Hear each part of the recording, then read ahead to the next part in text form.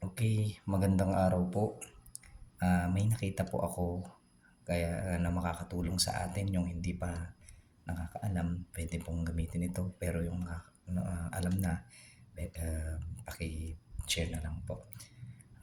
Pag gagawa tayo po ng bilog sa answer sheet, para may A, B, C, D, pupunta po tayo sa paragraph, then sa number para diretso na, then tatype po natin yung 2 for B6, then Alt X, magiging A na po siya. Then yung B naman po, 2 for B7, Alt X, then followed by C, 2 for B8, Alt X, then followed by D, 2 for B9,